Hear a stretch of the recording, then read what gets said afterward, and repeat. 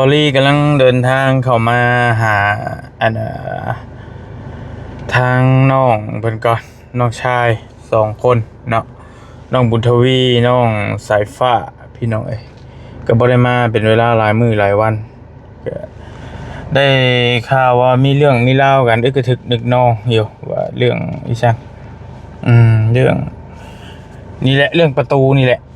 เรื่องงัวออกงัวเข้าก็เป็นประเด็นต่างๆอยู่เห็นทางน้องๆเพิ่นมาถ่ายมันก็เป็นตะดนแล้วแหละตะกี้มันลื้อออกหัวตัวนี้แล้วบ่รีบไปซื้อตัวนั้นมาแล้ววันนี้ก็ทีมงานเที่ยวออกเที่ยวเข้าแล้วก็มีทางงัวของทางป้าเพิ่นหั่นเพิ่นก็ว่างัวออกอยู่พี่เพิ่นก็ยังให้ปิดนะจริงๆคือว่ามื้อนั้นเห็นออกอยู่พุทธออกทางหลังพุทธแต่ว่าเพิ่นก็มาโวยวายใส่ทีมงานบ่ได้ใดจักแนวใดมันก็ลบไปลบมาอยู่เนาะตั้งแต่โดนแล้วแหละแต่วอลลี่ก็บ่ได้ค่อยเว้าเรื่องนี้ก็เงียบๆอยู่เพราะว่ามันก็อยู่ในขอบเขตของเพิ่นก็เป็นพี่น้องกันนั่นแหละกับทางน้องๆเพิ่นนะแต่ว่าเพิ่นบ่ค่อยถือกันบ่รู้จังใดก็บ่มั่นใจนำเพิ่นแล้วก็บอลลี่สิมาเบิ่งเรื่องฟืนเรื่องไฟแน่ทางน้องพัดชัยเพิ่นส่งหาบอกว่ามาเบิ่งน้ำเฮาในเด้ออ้ายเด้อถ้ามีเวลาถ้าว่างว่าซั่นทางน้องเพิ่นหั่นมีเงินผู้ใหญ่เพิ่นฝากมาอยากร่วมดึงไฟเข้าเฮือนน้องเพิ่นเนาะอยากดึงไฟเข้าเฮือนน้องๆเพิ่นนี่แหละมันมีอยู่2ประเด็นมีอยู่2กักที่1คือดึงมาตะวัดนี่แหละตามนี้น้องเพิ่นว่าดึงมาตะวัดแหละมันสิถือกว่าเล็กน้อยนี่แหละ 30,000 ปลายบ่คือว่าซั่นแต่ว่าอีกกักนึงคือดึงข้ามมาแต่พุ่นเลยดึงข้ามมาแต่พุ่นเน่งเสามาลงเฮือนน้องเพิ่นพี่เลยนะคือว่าประมาณ 40,000 ปลายนี่แหละประมาณ 40,000 กว่าบาท 45,000บ่ตามบ่ได้ไล่เบิ่งนะเพิ่นมีเสาให้พร้อมเสาใหญ่ๆไว้นั่นเลยมาตั้งและดึงข้ามมาพี่เลยนะดึงดิ่งลงเฮือนน้องสายฟ้าพี่เลยประมาณ 40,000 ปลายว่าซั่นแปลว่าทางบอลลี่เองก็เห็นดีนํตัวนี้แหละมันง่ายดีนี่มันง่ายดึงตัวนี้มาพี่เลยเงินน้องพัดชัยคือว่ามีอยู่ประมาณประมาณหมื่นกว่าบาทนี่แหละตามน้องเพิ่นว่าได้เดี๋ยวไปถามน้องสายฟ้าเพิ่นตื่มว่าเพิ่นมีเท่าไหร่แนวใดจังใดแล้วก็สิสมทบกันถ้ามีก็ได้นะพี่น้องเนาะเพราะว่าถ้าดึงมาตะวัดน่ะมันต้องผ่านดินเขาเจ้ามาหลายตอนผ่านมาหลายอันแฮงแล้วก็มันบ่อยากคักปานใดก็ดึงข้ามมานี่คักอยู่ดึงข้ามมาได้เลยก็เห็นเขาเจ้าดึงมาหลายอยู่เสาไฟมันอยู่ฝั่งฝากทางนะแต่ว่าเพิ่นดึงมาให้ได้เลยการไฟฟ้าดึงปากใส่เสายาวนิ่งมาพี่เลยนะพี่น้องสบายกว่าเนาะไปเดี๋ยวลงไปคุยน้ำน้องๆเพิ่นมาคนเดียวบอลี่ก็ได้แล้วก็สิกลับเข้าไปเวียกทั้งบ้านทั้งพุ่นต่อโดยไปพี่น้องไปไผคือเซลอยู่หลายคู่หลายคนแท้นี่แหละหัวจริงๆมันต้องปิดไว้เพราะว่ามันหลายบอลี่ก็บอกน้องเพิ่นหลายเทื่อแล้วมันบ่มีหยังก็ควรสิปิดไว้นะมันอันน่ะมันแล้วไปเลยสวัสดีครับสวัสดีบ่ได้ไปทางใดบ่ไผน่ะเซลเบาน้อยครับเบาบางไผอีกมันใช่เราแม่กันโอเคบ่ได้ไปนำพอทางแล้วบ่เดี๋ยวนี้หรือจะได้เงินควรยังบ่แล้วอย่าเทือนครัวเลยว่าอีกแล้วบ่เลยอีน้อยอันนี้เฮ็ดหยังนี่กันไก่บ่นี่เลยเฮ็ดให้ไปเฮ็ดให้บ่แก้วเนาะพี่น้องเป็นได้ขึ้นครัวกำลังมุ่งหลังคาบ่เลยกำลังจะเทพื้นเพิ่นมาเยี่ยมบ่ให้อ้ายเพิ่นมาเยี่ยมสิเรามาเฮ็ดซอยเลยสายฟ้าเด้อยู่ตรงกลางฮะเลยในเบ้เลยไปเบิ่งพุ่นก็ได้ปะแล้วจังอ้ายจังสิมาคุยนำฝนตกบ่เลยตกอยู่ดินยังเปียกๆอยู่เลยแล้วก็มุ่งหลังคาบ่มุ่งแล้วด้นในหลังคาจะเป็นร่มก็สิเทพื้นโอเคพอดีเอาปอกหลักอยู่โอเคผู้ใดใช่ไหมสั่งไหนสบายดีเด้อโดยสบายดีบ่ ไปเพิ่นก่อนก็ได้ไป ไป ไปทักทายเพิ่นก่อน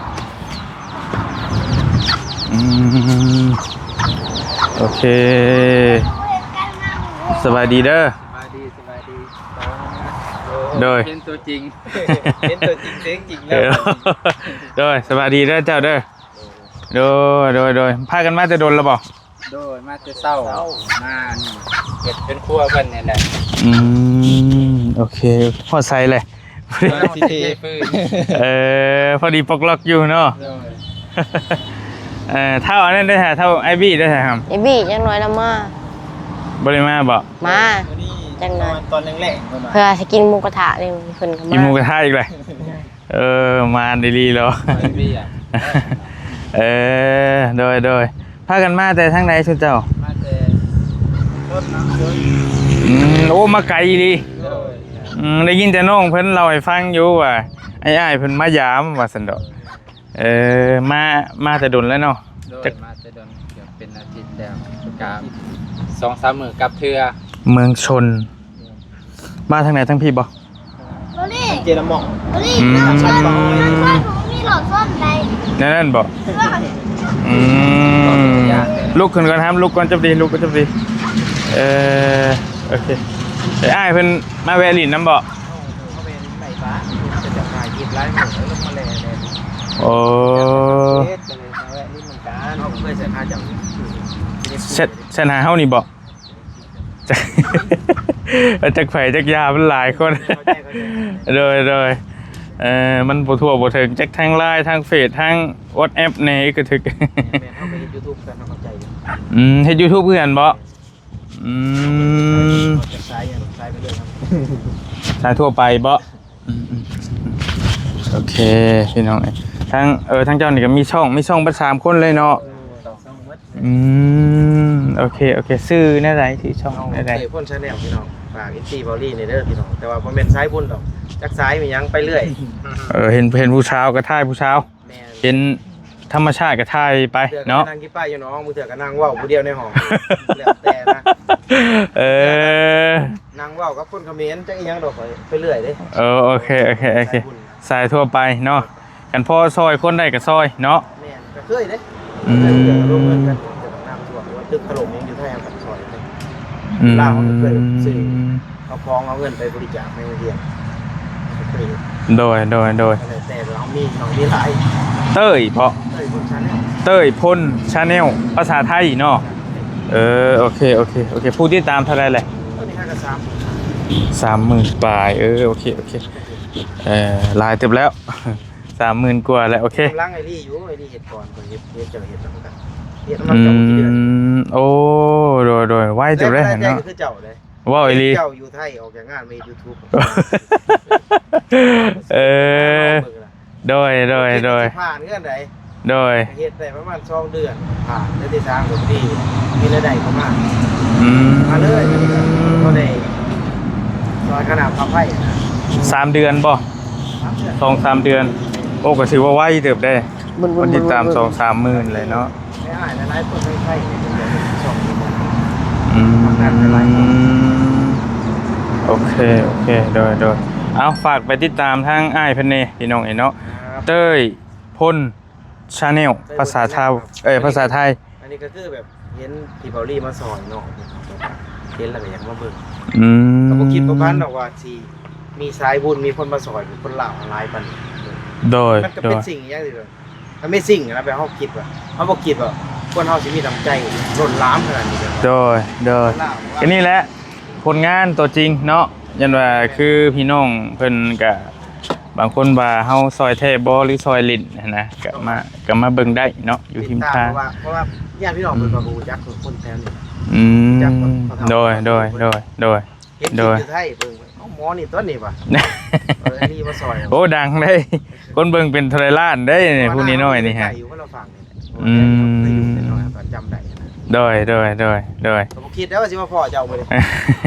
ติดตาม จะแรกหันว่าสิมืดพุ่นสิมาแต่ก็เลยว่าคิดไปคิดมาก็เลยเอ้าเล่นขึ้นมาพี่ก่อนว่ะแล้วสิกลับลงลุมพุ่น ที่เขาไม่เอาภาษาบ่ คือมาตัวเล็ก มีหยังตัวแรง ที่ตุ้มกระ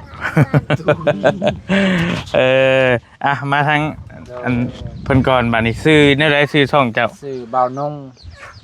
บ่าวนง โดยบ่าวนงภาษาไทย ภาษาไทยบ่าวนงจะซื้อบ่ โดยบ่าวนง โอเค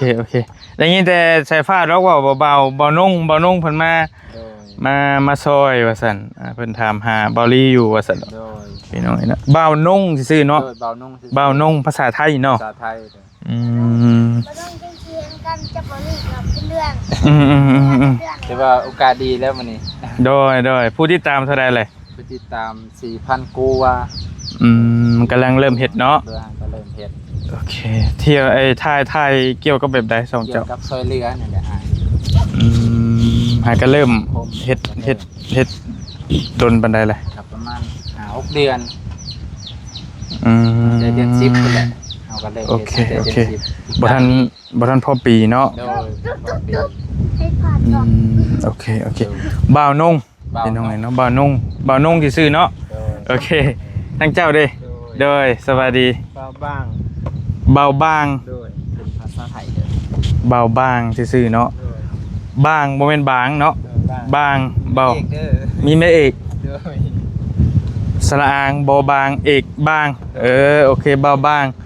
พี่ เป็นยังไงสภาพ โอเคเลย เฮ็ดให้มันฮัก ผู้ที่ ได้ ตาม ผู้ที่ตาม9,000 สภาพ 9,000ปลายโอ โม เค นี่ สิ ดื้อ ฮอดหมื่นแล้วเนาะโอเค โดยเอาฝากFC ติดตามทางเบาๆเพิ่นนี่พี่น้อยผู้นี้เบาบางผู้นี้เบา บ่าวน้อง เบานุ่งเนาะโอเคพี่น้องครับหากกลับมาแต่ใช้โปนข่อยก็ได้หากกลับมาแต่แจกเครื่อง อยู่ติดตามผลงานอ้ายเรื่อย โดยเออ ๆคนไปกับบ่าวแก้วเนาะ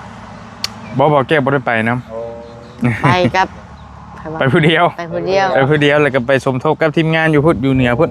เบา ทีมงานอยู่พุ่น เมื่อวานนี่เบานิ้วเบาเงา โดย มาแหวนะ เห็นไผมาแวะอยู่ซั่นมื้อนี้ มื้อนี้เบาวุ่นเบาตูน พ่อเพิ่นอยู่บ่ โดยก่อน โอเค เศร้า เพิ่นไปพุ่นบ่หรือเพิ่นกลับ กลับคืน โอเค เบาวุ่นบัดว่า อันสิเฮ็ดไป บ่ตู้ ได้แล้วสิเฮ็ดไปฮอดแบบใดในวางแผนกันเฮ็ดแนวใดเดี๋ยวตัวนี้ เพิ่นว่าก็ขึ้นประมาณเพียงเอวแล้วก็เฮ็ดพาไม่เฮียโอ้ยพาไม่เฮียพาอันไม่ดิ้ว มีสองลม ก็นี่แหละก่อนดินบล็อกที่เป็นสาม ป้ามาพากันมาเบิ่งพี่ก่อนครับมาบัดสองมากันก็ได้มาพี่มาเบิ่งอันนี้ขยะบ่เผาขยะบ่นี่ลูก โดย ป้า ไปแบบเฮางอนนะบ่นี่น่ะ มีแก้วมีหยังพ่อ เขาเก็บขึ้นในสมอนนะ เออสีมือขึ้นเจ้าเองอันนี้เนาะโอเคก็งามดีแล้วพี่น้องโอเคอยู่เบิ่งไกลๆก่อนหน่อยนึงเพราะเบิ่งในกล้องมันก็คือน้อยเนาะแต่ว่าเบิ่งตัวจริงแล้วก็พอดีเฮ็ดอยู่พี่น้องน้องบี้เพิ่นก็ถามบอลลี่อยู่ว่าเฮ็ดสมควรเฮ็ดบ่เพิ่นว่าแต่ว่าบอลลี่ก็บ่มีปัญหาดอกเฮ็ดเฮาลื้อได้ตัวนี้นะหรือว่าสิเฮ็ดถาวรเลยก็ยังได้จังยามใดเพิ่นสิได้ห้องครัวเพิ่นแต่ว่าเป็นเสาไม้เนาะ เก่งยังดีเลิกเติมได้ขุดลงกัน บ่แน่นหนาเนาะ 70 เซน ปาโถฮอด70เซน เพ พุ่ ราะว่าเสามันยาว กสิตัดเพิ่นไปเสียดายนะ ได้จะทำนี่มันมีดินมีพื้น โดยจักเม็ดคูณจักเม็ดนะบ่าว 2 เมตร 30 2 เมตร 30 มณฑลเลยบ่ โดยมณฑลเลย แม่นบ่เอาว่า มัน เอาว่าคือทางนี้น้อยกว่า อัน แท้มึงดูครับ เสาตัวนี้ก็เสาน้อยๆแน่ โอเคเป็นช่างก็ได้แทกเม็ดได้เลยเม็ด82 ฮะ เม็ด82 เม็ด 12 แม่นบ่เอาไป 2 เมตรบ่ เม็ด80 คือว่ากว้างๆนี่ ได้เบิ่ง แม่นบ่สา พี่ 2 เม็ด 2 เม็ด ผู้กล้าบ่บ่ได้กล้าหรอก 2ตัวลุม นี่ 2 เม็ด7แล้ว2 เม็ด7ดึงไว้พี่เบิ่งเอ้าไอ้ดึงไปนำอะไรทำกันบ่ 2 เมตร 2 เมตร 40 2 เมตร 40 เพราะว่าสังกะสีมันสั่นก็เลยเอาออกยาวบ่ได้ก็เลยเอาออกไปข้างขวางได้ ไอ้แล้วบ่เป็นหยังดอกเฮ็ดชั่วคราวซื่อๆแต่ว่าเสียแต่ว่าตัวทางนี้มันสั่นหน่อยหนึงเนาะ โดย ความหมายว่ายันฝนและสิพระบ่เลย พ้นพระ แม่น ข้างหลัง แม่นฝนพระแท้เลยอ่ะเออ เพราะว่าสังกะสีมาก่อนเห็ดโค้งก่อน โดย เห็ดโค้งแล้วมาเอามาแทะสังกะสี 2 เมตร 26 เชื่อได้ อืมมันเอาเฮ็ดน้ำหลังก็ได้ ตีอัดน้ำหลังก็ได้เนาะเฮ็ดน้ำหลังก็ได้อยู่แล้วคันว่านั่นแกเออ เป็นอัด โอเคเดี๋ยวขอตัวคุยน้ำน้องๆเพิ่นก่อนเด้อโดยมาพี่ฮามไปมาเพื่อนไปก่อนไอ้คุยน้ำหนึงไป อ่ะ มาคุยน้ำแวะคุยน้ำทางเบาๆเพิ่นพี่น้องไอ้เพิ่นมาซอยน้องๆว่าซั่น อยู่เตียงบ่บ่นี่ หึ นั่งอยู่เตียงบ่ นั่งอยู่เตียงพี่ก็ได้ไปบ่ได้ไปใส่ที่ได้เห็นอ้ายพัดใช้คือว่าไปหลินไปเที่ยวอยู่ใส่อีกผู้นี้ เอา บ่ได้ไปใส่บ่ บ่ได้ไป ไปใช้ข้างในบ่ข้างใน นี่นะบ่มึงน่ะไป ไปใช้ ไปลิน โอเคเอาพี่มาพี่มานั่งพี่หันหน้ามาพี่ไอ้ฮอนหันหน้ามาพี่มากันภาพได้อยู่บ่โอเคมานั่งอยู่พี่ก่อนภาพมันบ่งามปานใดพี่น้องเอ้ยเวลาก็เจ้าเขาแหละ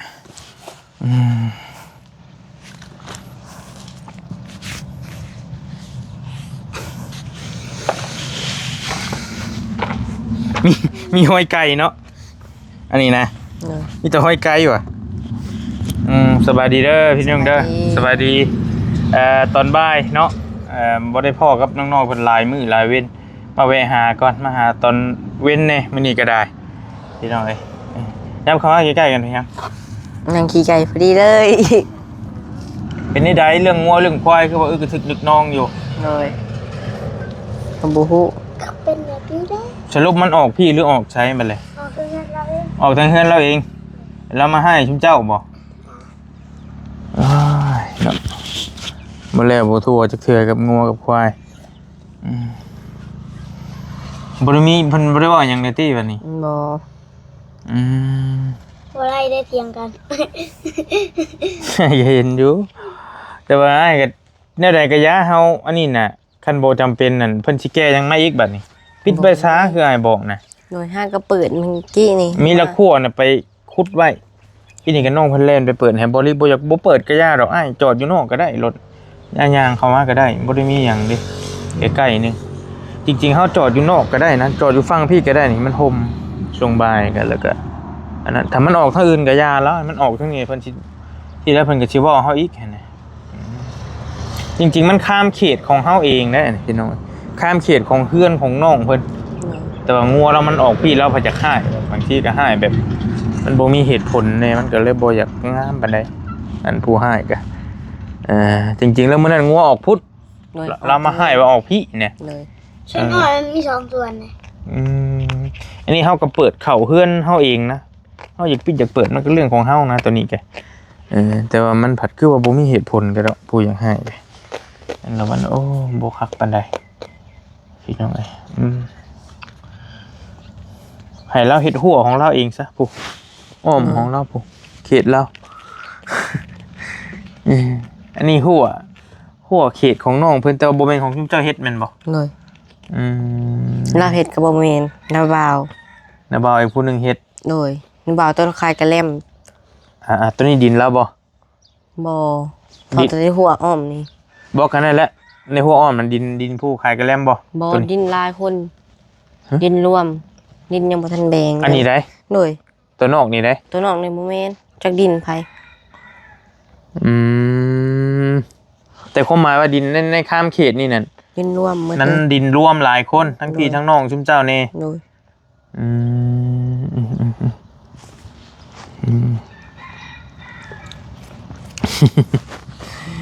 จริงๆนะเฮามาซอยแบบนี้นะทางญาติพี่น้องหรือว่าทางผู้ใหญ่ผู้เตเพิ่นควรสิยินดี ควรสิเห็นดีนำได้แต่ว่าเพิ่นรู้สึกว่ามันจะหาแต่แนวเว้าใส่จังใดว่าใดวันหนึ่งผมเป็นเรื่องบ่อยากขัดปานใดเนาะ แต่นั่นใดก็ยาชุมเจ้านี่เด้อ โดย ปิดไว้ซะมีอยู่บนละครัวก็เห็นขุดใช้แล้วตอนน่ะ นี่ ไปขุดเดะคึงไว้ซะแล้วดึงไว้กันว่าไอ้ายเพิ่นมากอะปิดมันปิดมันเปิดหั่นแหละ โดย โอ้ยคักบ่ได้แบบมันบ่มีหยังแล้วบัดนี้หั่นน่ะจริงๆฮะมันก็ทางน้องเพิ่นเฮ็ดแต่เฮือนครัวนี่ซื่อๆจริงเฮือนซานมันแล้ว ฮี แห ด ละ นี่12ของวีด กับเรื่องฟื้นเรื่องไฟเด้เพิ่นแนวใดอ้ายใช้เพิ่นบอกว่าจะได้ นี่หมื่นป้ายแล้ว อ้ายเพิ่นว่ามี10,000กว่าบาทบ่เท่าไรปลายมันจักอยู่ ป้ายมัน 2,000 กับ 800 บาท 12,800 บาท โด เลย ยทั้งไอบีมีอยู่พันหนึ่ง ไอ้บี้มีอยู่1,000 เลย เป็น 13,800 บาท โดย ค่าไฟเท่าไรเพิ่นเว้า 40,000ป้าย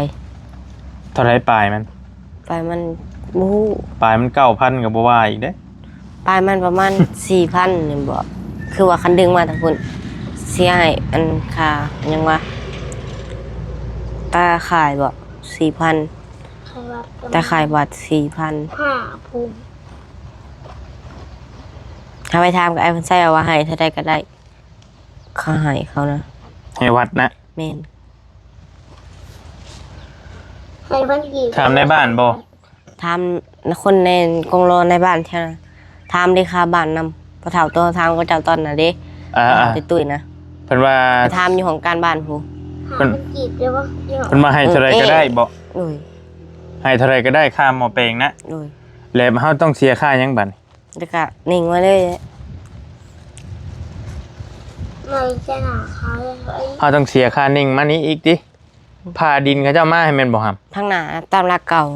มาตามหลักเก่าเฮานี่ โดย บ่มาหลักเก่าบ่ได้ติไอ้ว่ามันควงดินเขาเจ้าได้บัดเจ้าจะเฮ็ดเทือนเฮ็ดชาติในอนาคตบ่ได้คือเอาบ่พลาดแม่นอยู่เฮาต่อชั่วคราว ถ้ามาทางนี้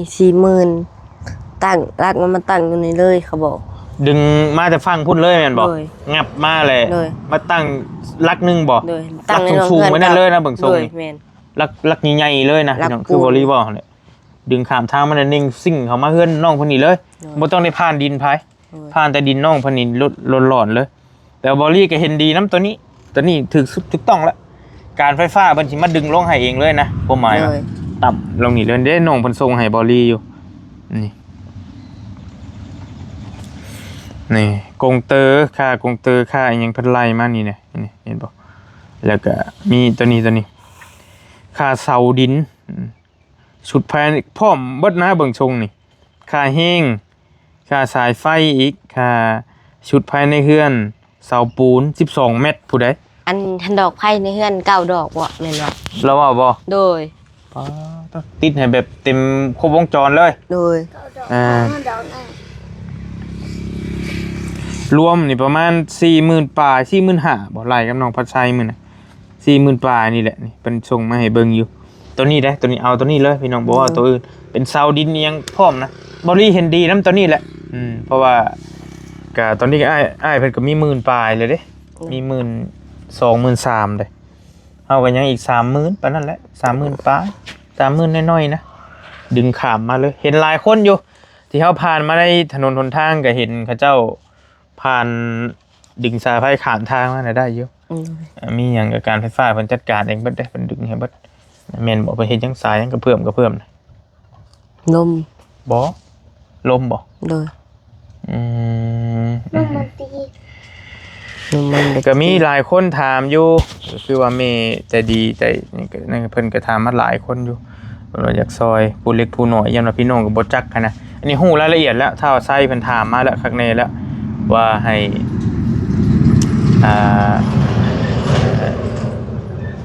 ตอนนี้เพิ่นก็ถามบอลลี่ก่อนนั่นแหละว่าเห็นดีแนวใดเพิ่นก็ปรึกษาแหละบอลลี่ก็ว่าเอาตัวนี้แหละ ถึงมันสิซ่าก็อย่ามันเฮาก็มีสำใดเฮาก็เก็บไว้ก่อนเกิดผู้ใหญ่เพิ่นฝากมาผู้เล็กผู้น้อยก็มันพอแล้วจังจัดการเอาตัวนี้ดึงลงมาตัวนี้มาเลยนะข้ามหน้าน้องเพิ่นนี่เลยข้ามหน้าเพื่อนบ้านเพิ่นนี่เลยมันสบายพี่น้องเอ้ยคือตอนนั้นเพิ่นก็ดึงเข้าวัดแม่นบ่ครับดึงสายจะฟังพูดได้ฮะปังเข้าวัดเลยมีเสานึงเสาสิประมาณนั่นแหละอ้ายเบิ่ง โดย 12เมตรนี่ตามเพิ่นส่งมาบอกเสาหนึ่งนี่ ซ้ำกับเสาเฮือนเลย นักเติบอยู่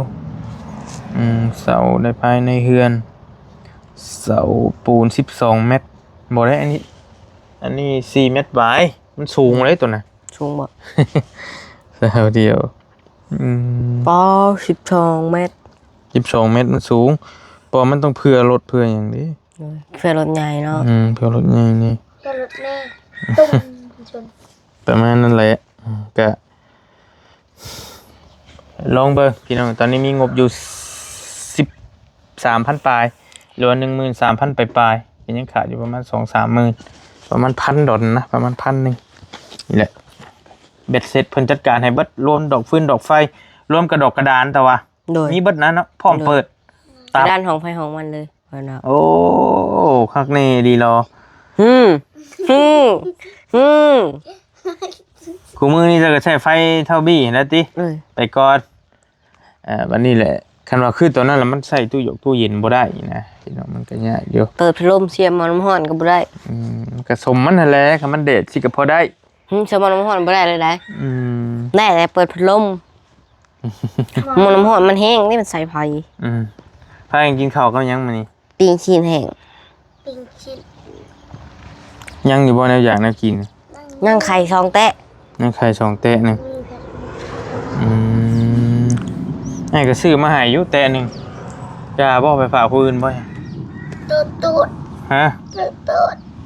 ว่าซื้อมาให้เจ้าแล้วซื้อมาแตะหนึงว่าบ่ได้ซื้อมาหลายดอกมาปันกันมื้อแลงกินหมูกระทะบ่ โดยทายบีมา พี่เราบ่ได้มากมันไง อืม เราตัวคือประมาณตัวคือเขามานั่งตรวจอ่านเลยวันนี้เราขึ้นวันนี้ก็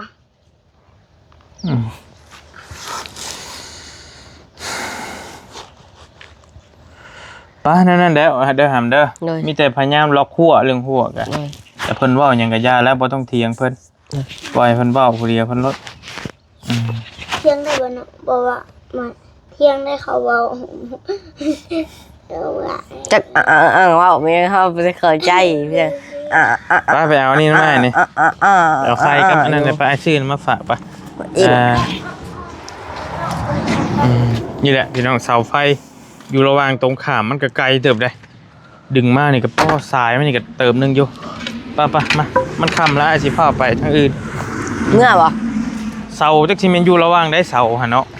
ตั้งครึ่งทางเลยบ่ ฮะ ตั้ง ครึ่งเลยบ่ พี่แหละ ตั้งนี่ พี่แหละ นักให้ อยู่นี่แหละดึงต่อเขาฮะเพื่อนเจ้าฮะ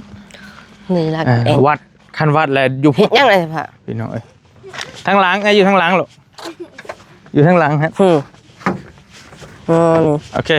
ใครบ่ได้ นี่คนน้ำ โอเคขึ้นเอาไอ้ซื้อมีกับไข่แต้นึงกับขนมอะไร นี่แม่นบ่ แม่นกับมี ไปพูดแล้ว ซื้อน้ำมะพร้าว2 ขวดนมข้าวเย็นแล้วก็ไข่แล้วก็มีไปขึ้นเอาไอ้สิไปป้าแล้วยำคำ ไม่ใกล้บ่ยัง กับลุงลุมพุ่นแหละหำไปเมื่อเราบ่โดยในทางปลอดภัยเจ้าเอามา บ่ได้ยัง เอาลงมาไข่แอมมี่ให้เป็นทุงนะตัวแก๊สนัมโบเมน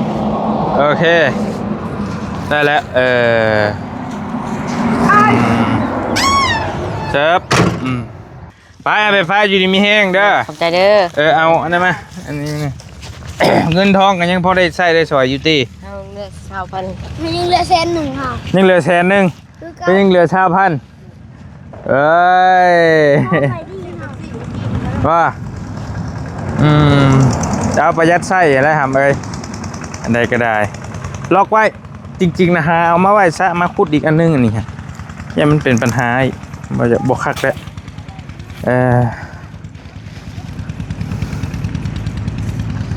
โอเคพี่น้องบอลลี่ขอโตวก่อนมาคุยเรื่อง